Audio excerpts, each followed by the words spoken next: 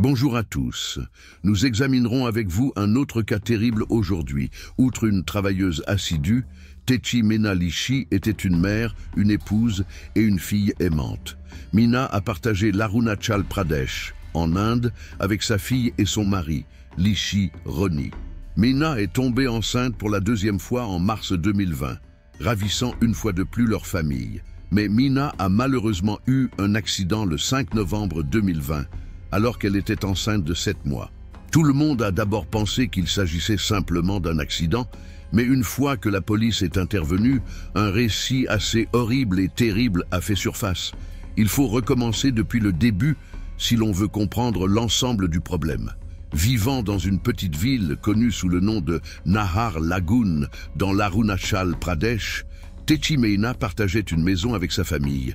Elle venait d'un milieu bourgeois inférieur et avait été une enfant douce dès son plus jeune âge. L'Arunachal Pradesh compte plusieurs monuments et sites archéologiques, et presque tous les habitants sont gentils.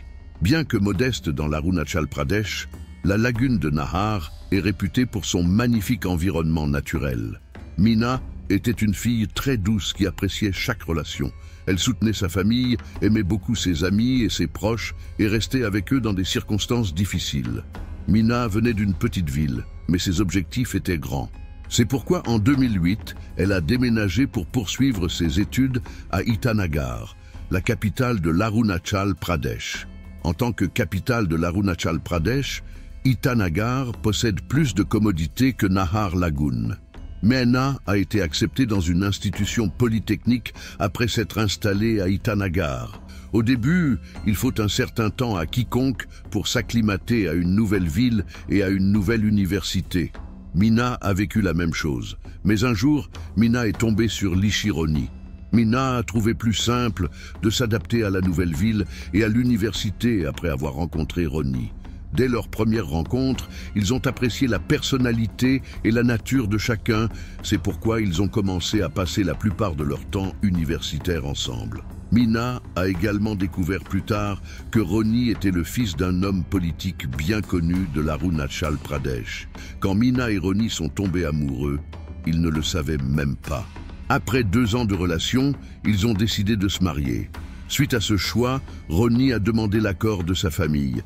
La famille de Roni a alors choisi de voir Meena avant d'approuver et ils se sont dirigés directement vers sa maison pour discuter du mariage. La famille de Roni a tout de suite aimé Meena, mais elle ne pouvait pas croire que leur fille épouserait le fils d'un homme politique. Meena était issue d'une famille de la classe moyenne inférieure, tandis que Roni appartenait à une famille de la classe moyenne supérieure.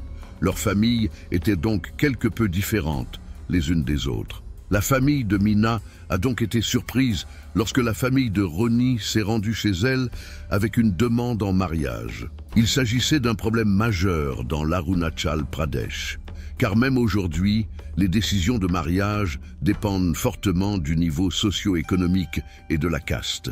Mais la famille de Roni n'avait pas de tels problèmes. C'est pourquoi la famille de Meena pensait que Meena serait contente si elle épousait Roni, son petit ami.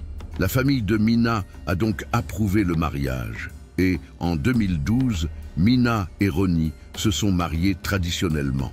Meena a emménagé dans la résidence de Roni à Itanagar après le mariage et ils vivaient heureux. La naissance d'une petite fille par Meena en 2014 les a rendus 2 fois plus heureux. Meena et Roni étaient ravis, tout comme leurs proches. Nommée Yumiko, Meena et Roni adoraient beaucoup leur fille. Roni avait de nombreuses entreprises puisque son père était un homme politique dans l'Arunachal Pradesh, comme je l'ai déjà noté. Roni a nommé l'une de ses sociétés Yumiko Global Infratech Private Limited car il aimait beaucoup sa fille. Meena, quant à elle, travaillait comme comptable et secrétaire financière pour la société Miss Arunachal et cherchait sa maison et sa fille. Même s'ils étaient tous deux occupés par leur travail et s'occupaient de leur enfant, ils étaient vraiment satisfaits de leur vie. Mais ce bonheur dans leur vie n'a duré que 5 ans après leur mariage, depuis que Roni a brusquement demandé le divorce à Meena en 2017. Meena a été plutôt offensée en apprenant cela, et ses familles ont également été très surprises. Leur mariage se déroulait très bien et ils n'avaient jamais eu de dispute aussi importante qui aurait pu provoquer le mécontentement de Ronnie à l'égard de l'union. Ronnie a insisté sur son choix, mais les deux familles ont décidé de se réunir et d'aborder le problème en douceur. On a également demandé à Ronnie la cause du divorce. Il n'avait pas de réponse claire. Ronnie a commencé à vivre avec Mina après que sa famille lui ait beaucoup parlé. Ainsi, le problème complet a été résolu. Mais même s'ils vivaient ensemble, leur relation s'était vraiment détériorée entre 2017 et 2019. Ronnie passait souvent de longues périodes loin de chez elle, et Mina entretenait souvent seule la maison, Yumiko et sa carrière. Ronnie a même commencé à maltraiter physiquement Mina. Mina espérait néanmoins que le comportement de Ronnie évoluerait et que leur relation reviendrait à la normale avec le temps. Mais en 2019, l'affaire est devenue incontrôlable lorsque Ronnie a de nouveau demandé le divorce de Mina. Mina racontait maintenant à sa famille tout ce qu'elle avait vécu au cours des 2 dernières années, car elle en avait également assez des actions de Ronnie. Après avoir appris cela, la famille de Mina a conclu qu'elle ne pouvait plus voir leur fille souffrir. Ils convinrent donc de divorcer de Mina, mais à cette époque, quelque chose d'assez inhabituel se produisit. Une fois de plus, la famille de Ronnie a rendu visite à la famille de Mina. Cette décision était principalement motivée par le père de Ronnie, Lishi Leji, qui souhaitait que sa campagne ne soit pas affectée par le divorce de son fils et était sur le point de participer aux élections cette année-là. Leur réputation politique serait complètement détruite si le public était informé des problèmes liés au mariage de Ronnie et des mauvais traitements infligés à sa femme. Ils ont donc essayé de raisonner Ronnie et ont également fait tout leur possible pour persuader la famille de Mina. Malheureusement, cette fois, la famille de Mina n'a pas été convaincue. Ronnie et Mina allèrent finalement divorcer, mais ensuite, Ronnie a changé une fois de plus, sans préavis. Il a dit qu'il ne ferait plus jamais de mal à Mina, c'est pourquoi il a refusé de divorcer, même en s'excusant auprès d'elle. Même Ronnie a informé Mina qu'il ne recommencerait plus jamais, car il avait commis une erreur majeure. Il demanda encore une autre chance. La famille de Mina était d'abord réticente, mais ils ont accepté de donner une autre chance à Ronnie, car ils pensaient qu'il aurait pu corriger son erreur. Ronnie a également dit qu'il déménagerait dans son autre maison avec Mina et commencerait une nouvelle vie avec elle. Mina et sa famille ont ainsi accordé une autre opportunité à Ronnie. Ronnie a alors commencé à traiter Mina correctement et à passer du temps avec elle, rétablissant ainsi progressivement la confiance en lui au sein de sa famille. Mina était de nouveau enceinte à cette période, en 2020. Tout le monde a été ravi de cette nouvelle et a compris qu'une fois de plus, la vie conjugale de leur fille serait une vie de plaisir. La grossesse de sa femme a également ravi Ronnie. C'est pourquoi il a commencé à accorder une attention considérable à Mina. Ronnie a embauché un chauffeur pour leur maison afin que Mina puisse se rendre partout où elle en avait besoin, alors qu'il ne restait que 2 mois pour l'accouchement du bébé. Le 5 novembre 2020, Ronnie a informé Mina qu'il devait parcourir une certaine distance pour un travail de compensation foncière. Mais quelque chose s'est produit pour Ronnie, alors il a demandé à Mina d'aller de l'avant et de la rencontrer directement sur le site. Mina est ensuite partie vers sa destination dans une voiture blanche Innova, dirigée par son nouveau chauffeur. Mina a dû se rendre dans une zone montagneuse et le chemin vers la destination était assez périlleux, car un côté de la route comprenait une gorge escarpée et l'autre de gros rochers. Mina a quitté sa maison mais n'est jamais arrivée là où elle était censée être. C'était maintenant l'après-midi et certaines personnes empruntant ce chemin sont tombés sur une voiture blanche Innova, se dirigeant vers la gorge avec le corps d'une femme imbibée de sang à l'intérieur, sur le point de tomber. Ces individus n'ont donc pas tenté d'obtenir la voiture personnellement, puisqu'ils ne pouvaient pas le faire eux-mêmes. Au lieu de cela, ils ont rapidement téléphoné à la police et, lorsqu'ils sont arrivés sur les lieux, le corps de Mina était attaché sur le siège passager avec une ceinture de sécurité.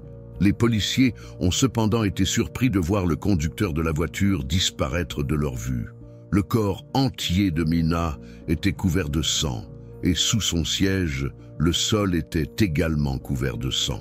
Suite à cela, la police a commencé à rechercher le conducteur de la voiture. Malheureusement, le conducteur a disparu et, après une inspection minutieuse de la voiture, il a découvert quelque chose d'assez étrange. Même s'il s'agissait initialement d'un accident, il n'y avait aucune preuve de celui-ci. Les policiers pensaient que l'automobile aurait subi de nombreuses égratignures si elle avait perdu l'équilibre et était tombée dans la gorge, mais il n'y en a eu aucune. De plus, Mina saignait davantage sur les côtés et à l'arrière de la tête que sur le devant. Le corps d'une personne décédée commence à refroidir comme tout le monde le sait. Le corps de Mina est resté chaud. C'est pourquoi les flics l'ont emmenée en toute hâte à l'hôpital le plus proche, mais malheureusement, elle n'a pas pu être secourue. En voyant la scène du crime, les flics ont cru qu'il ne s'agissait pas d'un accident et ont envoyé le corps de Mina pour une autopsie. Le rapport d'autopsie a conclu qu'il s'agissait d'un meurtre plutôt que d'un accident. Mes amis, j'ai une modeste demande à vous faire avant d'avancer dans la vidéo. Derrière la chaîne David True Crime se cache une équipe de 5 personnes qui travaillent dur pour vous fournir un contenu de la plus haute qualité grâce à une enquête approfondie. Si vous appréciez notre travail, vous pouvez nous aider comme conseiller en cliquant sur le lien inclus dans la description. Notre petite aide nous incitera à opérer sur la chaîne avec efficacité. Merci. Continuons donc le récit maintenant. Selon le rapport, la tête de Mina avait été frappée à plusieurs reprises par un outil semblable à un marteau. Mina avait également de graves contusions sur les bras et les cuisses. Lorsque les flics ont découvert cela, ils ont ouvert leur enquête officielle et interrogé les premiers témoins de la voiture de Mina. Les policiers ont été informés que le conducteur de la voiture avait disparu dès qu'ils l'avaient vu. La police a alors commencé à rechercher l'automobiliste et a informé Ronnie, le mari de Mina, de l'incident. Ronnie s'effondre devant les flics après avoir appris ce triste drame. Les flics ont alors demandé à Ronnie le numéro de téléphone du conducteur qui conduisait le véhicule de Mina. Le 9 novembre, la police a localisé le conducteur et l'a finalement arrêté. L'automobiliste était Datang Suyang. La police n'a pas du tout accepté le récit de Suyang, car si sa voiture était entrée en collision, comment n'aurait-il pas souffert? Suyang les a informés que les freins de l'automobile étaient tombés en panne, l'envoyant hors route et dans les buissons. La particularité de cette affaire était que, en cas d'accident de voiture, il aurait pu demander de l'aide. Mais il a choisi de quitter les lieux et a omis d'avertir les autorités. La police a ensuite interrogé Suyang de manière approfondie et il a ensuite dit la vérité. Il a admis qu'il avait tué Mina avec un complice. Ce n'était pas un accident, mais un meurtre prémédité. C'est Lishi Ronnie qui les a engagés pour commettre le meurtre. Suite à cela, Ronnie a été arrêté par la police le 10 novembre. Il leur a alors dit toute la vérité. Ronnie a mentionné pour la première fois le divorce de Mina en 2017 et à l'époque, il avait une liaison avec Chumi Taya, nettement plus jeune que lui. Ronnie aimait plutôt beaucoup Chumi. Ronnie a gardé sa liaison secrète avec Mina pendant 2 ans. Mais en 2019, il a emménagé dans une nouvelle maison avec elle et elle a reçu des messages entre Ronnie et Chumi sur le téléphone de Ronnie. Mina a commencé à soupçonner Ronnie à ce stade, mais Ronnie l'ignorait. Mina savait que Ronnie était généralement avec Chumi lorsqu'il rentrait chez lui pendant plusieurs jours et ne répondait souvent pas aux appels.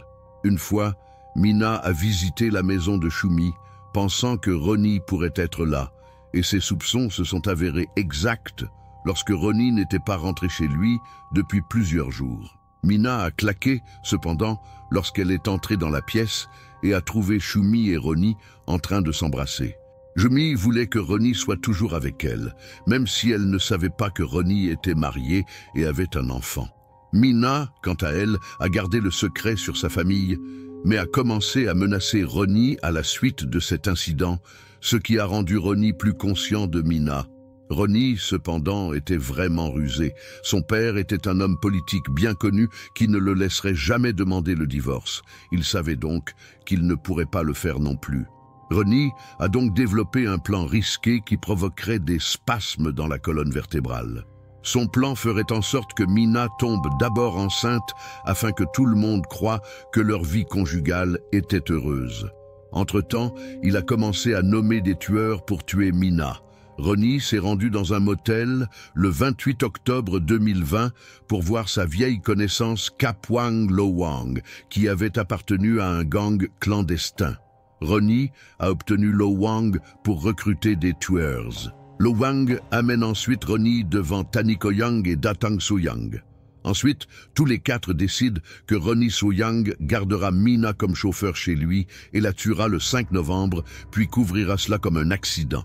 Ce qui est choquant ici, c'est que Ronnie a payé pour les meurtres 1 million de roupies indiennes, en abusant de l'argent et de l'autorité de son père. Mina a donc consenti, le 30 octobre, à ce que Ronnie reste Soyang à sa résidence en tant que chauffeur.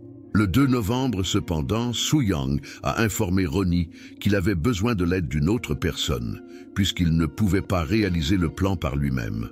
Ronnie a recontacté Lowang à ce stade, et Lowang a inclus Koyang dans ce projet. Maintenant, Ronnie et Soyang ont comploté pour tuer Mina tôt le matin du 5 novembre. Le projet demandait à Ronnie d'envoyer Mina chez elle, accompagnée du chauffeur Soyang, sous prétexte d'une compensation foncière. Mais Koyang les attendait en route, et il a commencé à demander un transport dès qu'il a repéré la voiture de Mina. Après avoir arrêté la voiture, Soyang a informé Mina « Je connais cet homme, c'est mon ami, puis-je lui fournir un ascenseur ?» Mina a accepté que Soyang lui fournisse un ascenseur, car comme je l'ai déjà indiqué, c'était une femme vraiment sympathique. Mina. Mais elle ne se rendait pas compte à ce moment-là qu'elle soulevait son assassin. Koyang s'assoit alors dans sa voiture, mais commence à attaquer Mina avec le marteau qu'il a apporté dès que la voiture traverse une route vide. Il gifle la tête de Mina avec une telle force que le sang coule totalement de son siège et des environs. Plus tard, quand Koyang découvre Mina morte, ils sortent tous les deux de la voiture, puis tentent tous deux de pousser la voiture dans une gorge pour donner l'impression d'un accident. Mais la voiture de Mina se retrouve coincée dans les buissons, l'empêchant de descendre dans la partie la plus profonde de la vallée. N'attendant plus longtemps, ils se précipitent à partir de là.